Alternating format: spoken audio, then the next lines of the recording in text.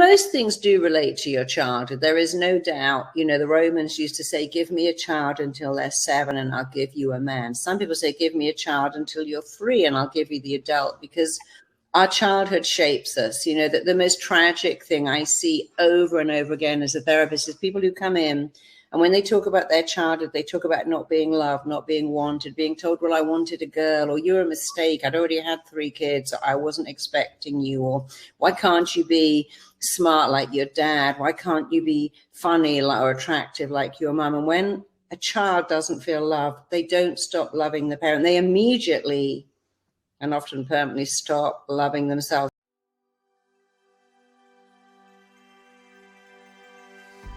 Children have a need, and the need is, I need you to love me.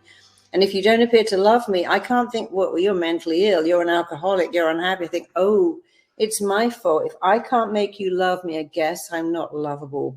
And once children buy into that, they can keep it with them their whole life. And so the joy of my life has been to unpick that, to go back and say, look, your mom was 17 when she had you. Your dad had some mental illnesses. Your parents just weren't great parents. You're not flawed, but you had flawed parenting. You think you're broken, but actually the truth is your parenting was broken. And in my book, Tell Yourself a Better Lie, I talk about an alcoholic.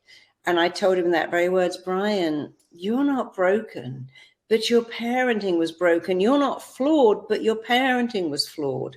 But you're not a machine with broken parts. You're a person, and you can function perfectly in the world, because the fact that your parents didn't and couldn't love you has nothing to do with how lovable you are. And someone wrote to me, oh my God, I read your book. I had to stop.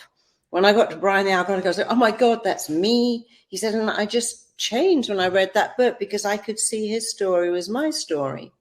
And always someone else's story is my story. But although many of our clients will go back to their childhood, there are times when it's an adult thing. I worked with an amazing model who all of a sudden had a complete breakdown and couldn't function. And what happened is, she was 25 years old. She was driving home, and someone on the other side of the road, an old man, had a heart attack, died, and his car hit her car, crossed the reservation and hit her. And that changed everything, because she began to wake up and think, oh my God, you can be going about your life and you have no control. This can happen. And I had to say, look, it can happen. It did happen. It'll probably never happen again statistically, but you're still here. And so it's not what happens, it's how you feel about what happens. I worked in London. There was a terrible boat accident. Some people drowned, many survived. I was working with all the survivors. They were all adults, and they were left with fear of water, fear of bridges. They couldn't cross the River Thames. And that's a big problem in London, because it goes right across it. And so these were adults who all were in this terrible boating accident, but each one of them had a different reaction to it. And so it can be an adult situation. It isn't always your childhood. You could be married and discover your partner's a narcissist, or they're cheating on you, or they got a second family, and that rocks your world. It takes away your trust. So when clients come in, I just deal with what they present. They come in and they tell me what's wrong. If they know what's wrong, they tell me what they want. I always think I'm like a Spice Girl. I always say to them, tell me what you want, what you really, really want. Then I think I'm Marvin Gaye, because I go, like, well, what's going on? And that's my thing. Tell me what you want, and let's work out what's going on, what's happened in your life. And 95% of the time it's your childhood, but it can be your adulthood. If you're in a situation where something terrible happens, there's an earthquake, there's a war, there's 9/11, then of course you're going to react to that. And we think people are very fragile. People are not fragile. They are strong. They're resilient. And one of the magic words I say to clients all the time is, you have phenomenal coping skills. I've had people who really feel they can't cope with what one said, I can't even cope with the packet of potato chips being open. I can't bear the sound. I don't know, that's silly. That's in your head. And I told her every day, you have phenomenal, impressive, incredible, enviable coping skills. And she said, you know what? That's changed my entire life. I believed I was light sensitive. So I couldn't go to the cinema. I couldn't stand the sound of people eating next to me. But when you told me that, it's changed everything. And now I think, oh, that's ridiculous. Of course I could cope with potato chips and people eating and light and noise, because most people's pain comes from the lies they tell themselves. If your boss says you're an idiot, if your husband says you're boring, if your dad says you'll never be anything, that's incredibly sad. It's a lie. But you know, your greatest pain comes from the lies you tell yourself. I can't cope. I'm no good. I'm not enough. I'm not lovable enough, smart enough, interesting enough. It's never going to work out. And if our greatest pain comes from the lies we tell ourselves, here's the great thing. You can tell yourself a better lie, and then you won't be in pain. How does that work? I got a memory like a sieve. I've got an amazing memory. If I look at a cake, I get fat. Why not say I have an incredible metabolic rate? I burn everything. I'm always sick. I got an incredible immune system.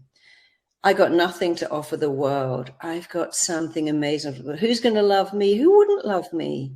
I'm kind. I'm funny. I'm nice. There's someone that will worship and adore me, and I'll worship and adore them. So when we can start with, okay, if I even consider that my greatest pain just could occur from the lies I'm telling myself, I could tell myself a better lie. Of course you could, because you know what? Your mind doesn't know. And I promise you it doesn't care if what you tell it is good or bad, right or wrong, true or false. In fact, let me show you a little something while you're here. Put your hand in front of your mouth right now, just like that. And just close your eyes, just for a moment, close your eyes.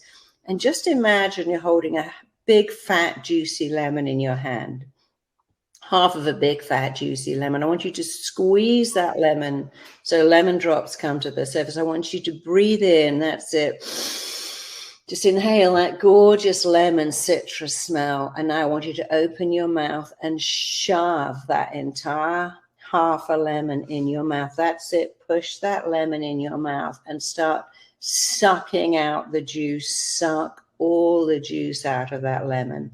Swirl it around your mouth. Bite into those lemon segments. Suck the juice. Extract it. Start chewing, sucking, biting, and eating all of that lemon flesh. Suck it. Suck more out. Swirl it around your mouth. Keep eating that half a lemon. Eat all of it. Chew it. Suck it. Bite it. And open your eyes.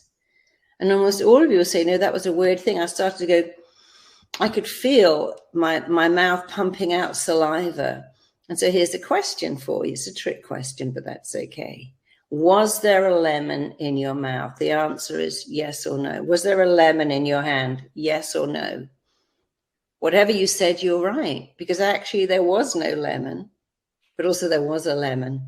Where was it? It was in your mind. Your mind didn't go, come on, there's no lemon. Your mind went, lemons are very acidic. That can wash away tooth enamel. Without your teeth, you're kind of screwed. You were 500 years, you couldn't eat without teeth. Therefore, I need to wash away that acid, because that very acid can threaten your survival on the planet. If I think you're eating a lemon, I'm going to create lots of saliva. But I'm creating saliva to a thought, because in your mind, a thought is real. A thought is real. I'm thinking, oh, no one loves me, and I feel totally abandoned and terrified. I'm thinking, I can't cope with these emails, and now I'm thinking, I don't understand this project I've got to put together.